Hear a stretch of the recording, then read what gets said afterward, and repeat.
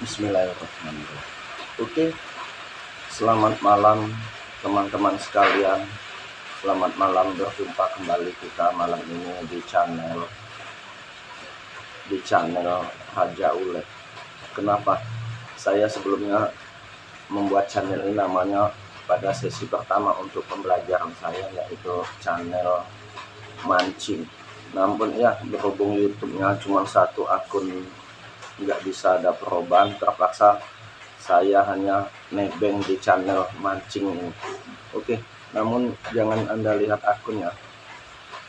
Pada malam ini saya akan melanjutkan pada sesi pola pikir untuk masalah tes lulus di psikotes. Baik teman-teman, sebelum saya memulai pada sesi ketiga ini, sesi pola pikir, saya terlebih dahulu akan membagikan suatu riset atau temuan saya, riset yang saya pelajari. Saya pernah mendapatkan tabel EQ.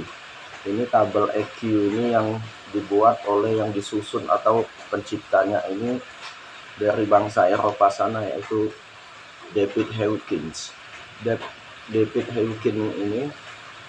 Hawkins dia membuat ya kayak grafik atau angka-angka level EQ manusia yang menurut standar yang diciptakan oleh David Hawkins menciptakan standar EQ rata-rata manusia di atas dunia.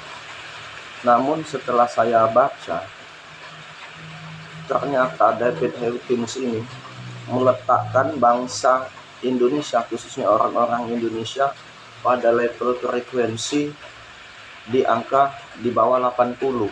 Anggaplah di angka 78, berarti angkanya di bawah 80.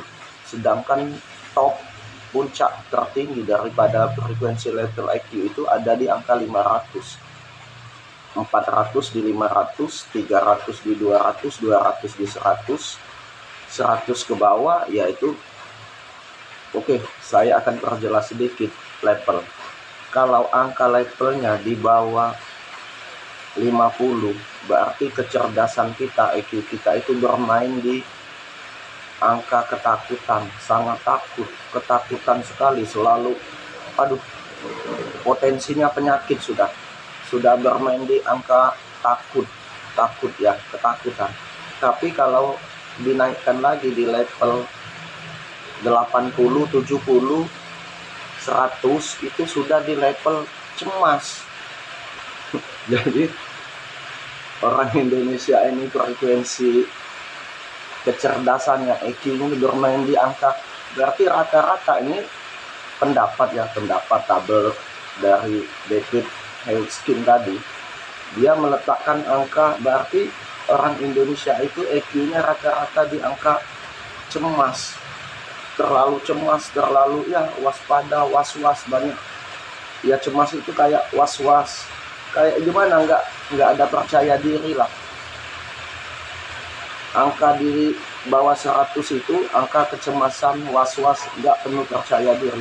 Tapi kalau orang khususnya sudah di angka 100 ke atas, mencapai angka 200, antara 100 dengan 100, itu sudah di angka ya baru posisinya senang. Posisi senang maksudnya itu ya mereka itu ya posisi senang. Naik lagi ke angka 300 ya mereka itu sudah peduli, ya artinya sudah sedekah, membantu, saling peduli, saling memberi. Begitu bermainnya di angka 400 ini orang-orang pilihan, 400 itu sudah EQ-nya itu sudah bermainnya gembira, cinta kasih, di atas peduli, di atas cinta, ya sudah bermain gembira. Berarti orang-orang Eropa itu ini yang ditempati orang Yahudi ini malah bermainnya di angka 500, sudah bermain di angka inovasi, pencipta atau hal-hal yang selalu inovasi mereka ciptakan di atas dunia.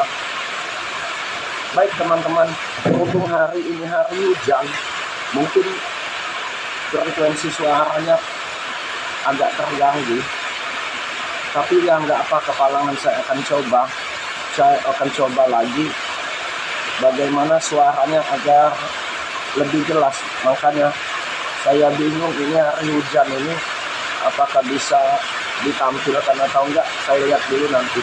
Baik teman-teman, kita langsung saja ke materi. Pada umumnya, pada saat kita berhadapan dengan soal psikotes,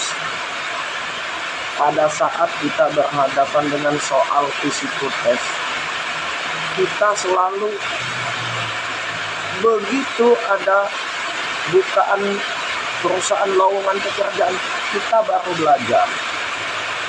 Begitu ada lowongan bukaan lamaran kerja, lowongan kerja di perusahaan, kita kaget, selalu belajar. Jadi seolah-olah kita cuma siapnya pada saat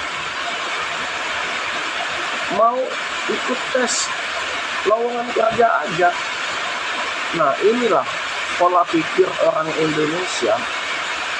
Mereka selalu mempersiapkan diri yang hal-halnya sempit, berarti agak waktunya terbatas. Begitu ada lowongan kerja baru belajar psikotes. Nah, ini teman-teman, ini sangat keliru, sangat salah pola pikir Anda pakai. Pola pikir begitu ada lowongan baru belajar, begitu ada lowongan kerja Anda baru belajar. Persiapannya ya sedikit, paling persiapannya 2 minggu ya, itu paling cepat. Persiapannya paling cepat 2 minggu atau 3 minggu. Ya, mana mungkin kemampuan otak kita, apalagi angka bermain di otak kita itu angka di bawah 100.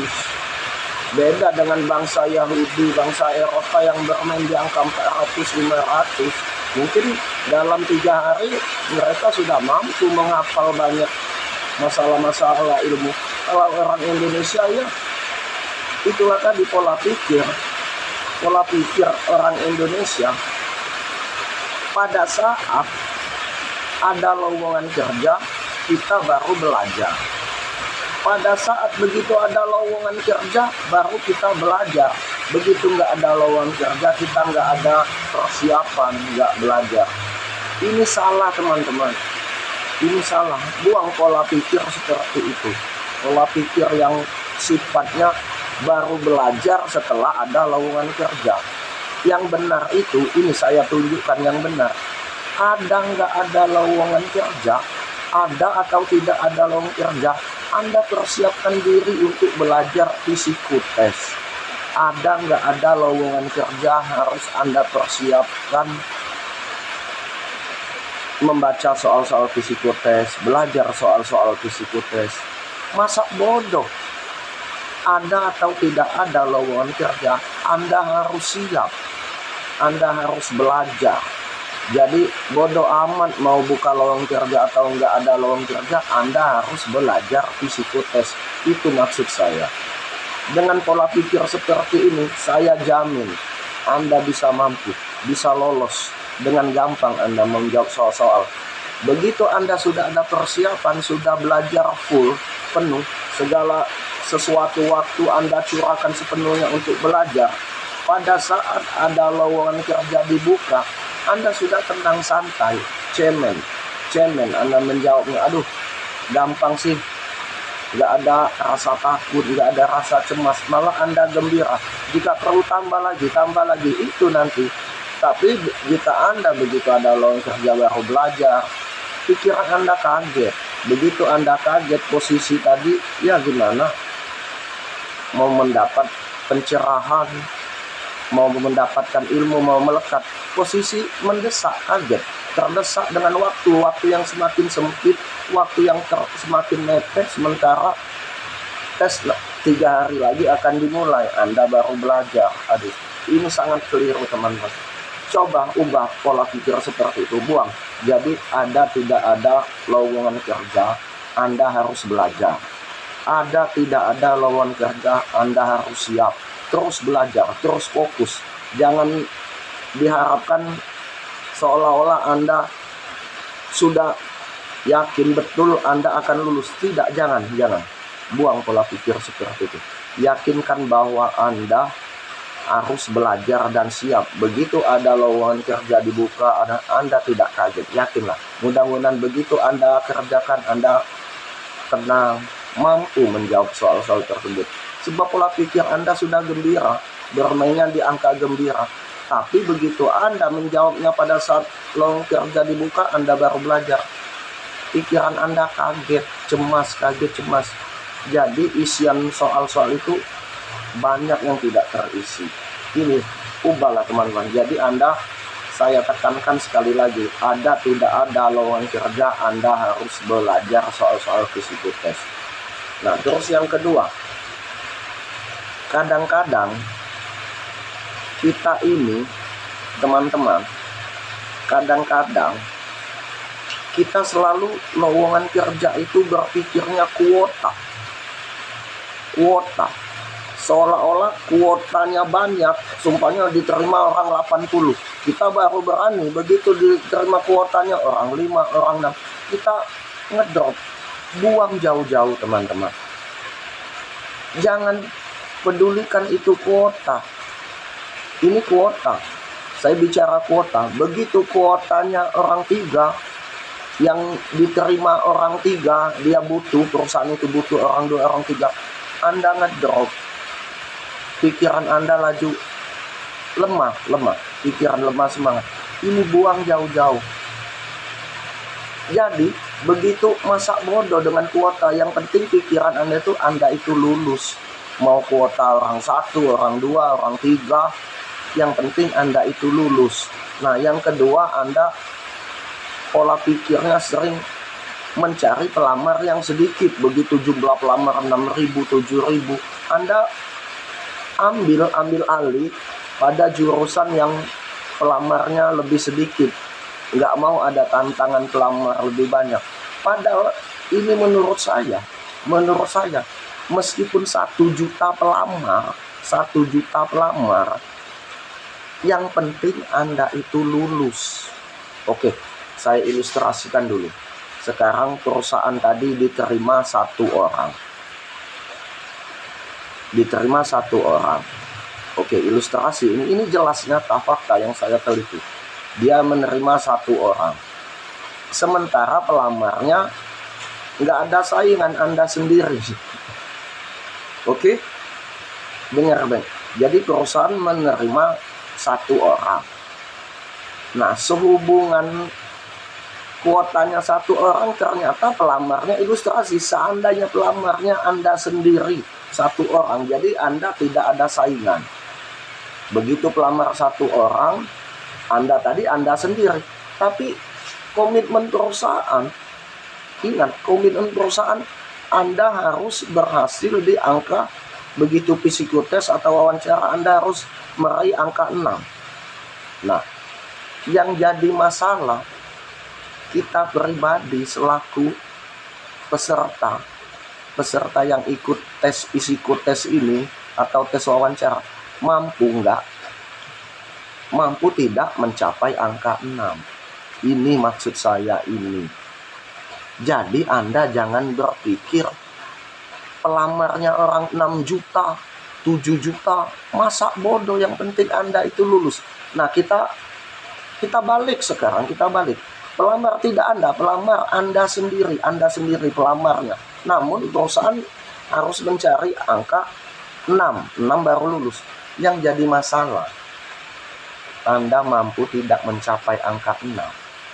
Dengan tidak ada lawan, tidak ada saingan Anda sendiri. Anda dituntut perusahaan harus mencapai angka 6. Anda mampu nggak? Nah, jadi kesimpulannya, berapa juta orang pelamar, berapa persen kuota, berapa jumlah kuota, nggak usah Anda pikirin jumlah pelamar berapa, jumlah kuota berapa. Pikirin diri sendiri, gimana angka 6 itu Anda berhasil, Anda lulus. Paham maksud saya? Buang pola pikir jumlah pelamar, jumlah kuota. Yang penting Anda berpikir bahwa diri Anda sendiri ini harus lulus. Paham maksud saya? Jadi pola pikir Anda sekarang ini, tanamkan pola pikir bagaimana saya harus dapat angka 6. Oke, itu saja. Terima kasih banyak. Wassalamualaikum warahmatullahi wabarakatuh.